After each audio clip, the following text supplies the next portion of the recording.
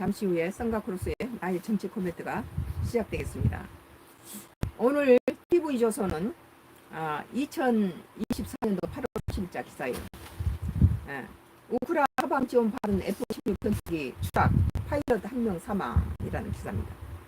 뭐 이건 우크라이나 젤렌스키가 계속 미국을 졸랐던 비행기 아닐까요?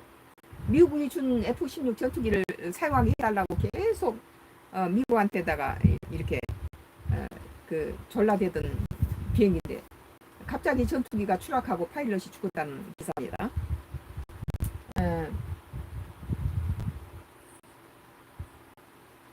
서방에서 지원받은 우크라이나의 F-16 전투기 한 대가 지난 26일 추락했다고 월스트리트 저널이 현재 시간 29일 보도했다.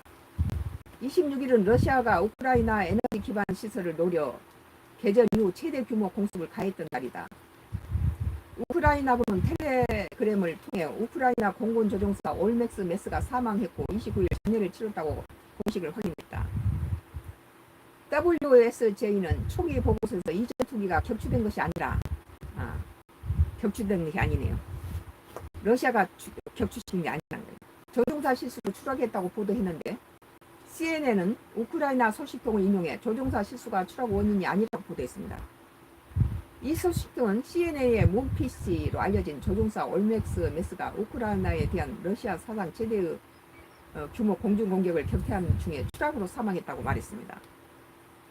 올렉스 메스는 호출 보호가 주수인 다른 조종사 안드레이 필시체코프와 함께 우크라이나의 F-16 전투기 지원 호소 캠페인의 얼굴이었습니다.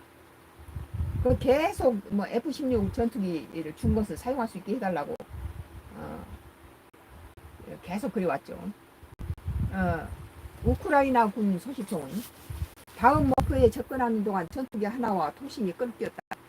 전쟁 중에 그런 게 아니라는 거예요.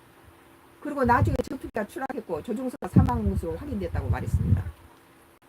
미국 국방부 사브리나 신부데미는 이날 브리핑에서 전투기 추락과 관련해 그것은 우크라이나가 말해야 할 사안이라 하면서 이 건과 관련해서 우크라이나가 미국의 지원이나 요청을 한 것은 없는 것으로 안다고 말했습니다. 그러니까 이제 전투기의 어떤 미국이 지원한 F-16일 것 같은데 미국이 말할 성질이 아니라는 거예요. 이건 우크라이나가 말해야 된다. 그런 또 해당 전투기가 우크라이나의 패트리엇 미사일에 격추됐는지를 묻는 말에는 확인하기 어렵다고 말했습니다. 러시아 기가 아니고 우크라이나 자국을 갖다가 해놓고 그러니까 미국은 나는 노코펜트야. 그리고 그 대답은 우크라이나한테 들으라 이런 거 아니에요. 앞서 블로드미르 젤렌스키가 우크라이나 대통령은 지난 4일 서방에서 지원받은 F-16기 전투기가 인도에 들어가도록 밝혔습니다. 우리가 보도에서 여러 번 봤지만 젤렌스키가 미국이라든지 영국이나 프랑스, 독일이 준 무기를 그 나라에 허락을 받지 않고 공격 무기로 사용했을 때는 못하게 돼 있어요. 그런데 계속 F-16을 갖다 전투에 투입하겠다고 여러 번 젤렌스키가 바이든한테 허락해달라고 그랬어요. 그런데 지금 내가 보기에는 지금 이 문맥상 들어보니까 우크라이나의 자기 자국에서 적기로 인해서 총격을 가했다고 보는 거죠. 우크라이나는 개전 이후 서방 F-16 전투기 지원을 지속적으로 요청해왔고 미국, 노르웨이, 벨기에 등 서방은 지금까지 약 80대를 주겠다고 약속했다. 그래서 80대를 줬지만 그것들을 이렇게 러시아의 중심부를 공격하거나 또 그것들이 방어용으로 사용해야지 공격용은 아니다. 이렇게 이제 러시아가 이제 미국이 그렇게 말했는데 나의 오늘 정치 코멘트는 참 흥미롭네요. 이 사건이. 우크라이나는 미국에서 보내준 F-16 전투기 사용 허가를 계속 요구하고 왔으며 졸라댔어요. 젤렌스키가. 지금 우리가 좀 굉장히 위협하니까 이거 좀 쓰게 해달라 그렇게 했죠.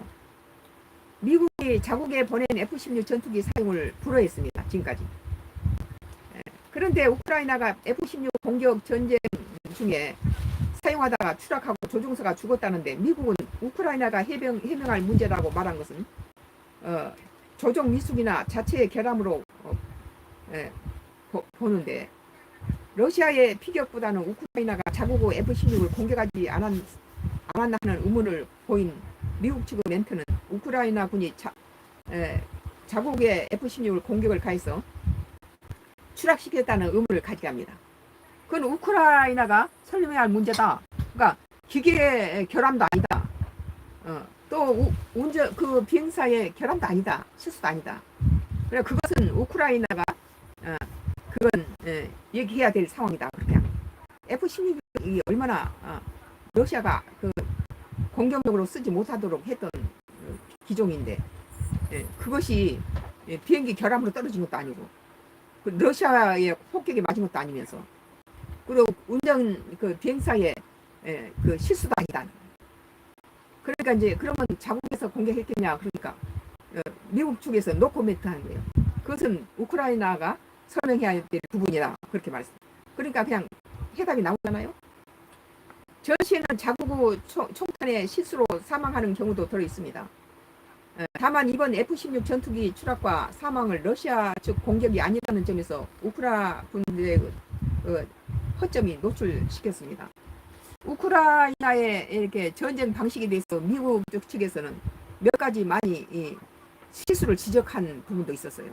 이번 전쟁 말고도 저번 한 얼마 전의 기사에는 이 우크라이나가 서방 미국이라든지 서방이 준 그 군무기를 가지고 러시아 본토를 갖다 공격하는데 그 본토로 이렇게 저기 미국산, 뭐 프랑스, 독일산, 영국산 들고 들어가면서 전혀 자국 군대를 위한 방공호를 파지 않고 막 가는 거예요.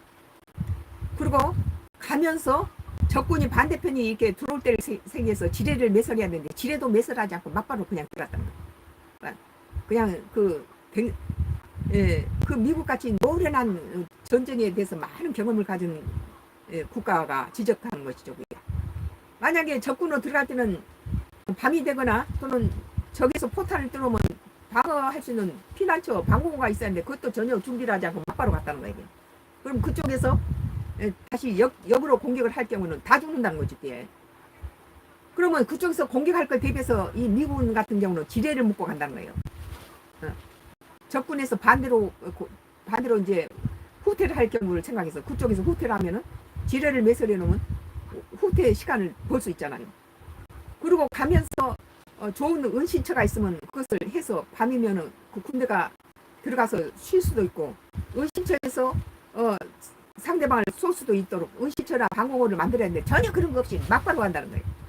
이번에 F-16 미국이 준 걸 가지고 그것이 러시아의 총에 맞는 것도 아니고 비행사의 실수도 아니고 기체 결함도 아니에요. 그럼 무엇이냐 그 자국 내에서 쏜 거 아니냐 그러니까 미국 측에서는 그것은 우크라이나가 설명해야 될 부분이다. 그리고 발을 뺐죠. 우크라이나가 첨단 기술 뭐 미국이나 프랑스나 뭐 독일이나 영국에서 많이 받아갔지만 그것들만 믿고 맹신하면서 군대 그 기술이라든지 그런 것이 많이 지금 엉성해가지고 그것을 미국 측에서 지적하잖아요.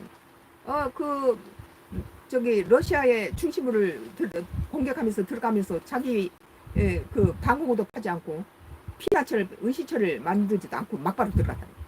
그리고 또 거기를 가면서 적군이 다시 후퇴할 때를 생각해서 지뢰를 묻어야 되는데 지뢰 매설도 하지 않고 막바로 들어갔다. 상당히 전쟁에 대한 허점을 노출시키고 있죠. 오늘 TV조선 2024년도 8월 30일자 기사 우크라 서방 지원받은 F-16 전투기 추락 파일럿 일명 사망에 대해서 나의 정치 코멘트를 했습니다. 많이 봐주셔서 감사합니다. 다음에도 또 흥미진진한 정치 코멘트가 기다리고 있습니다. 계속 봐주시기 바랍니다. 감사합니다.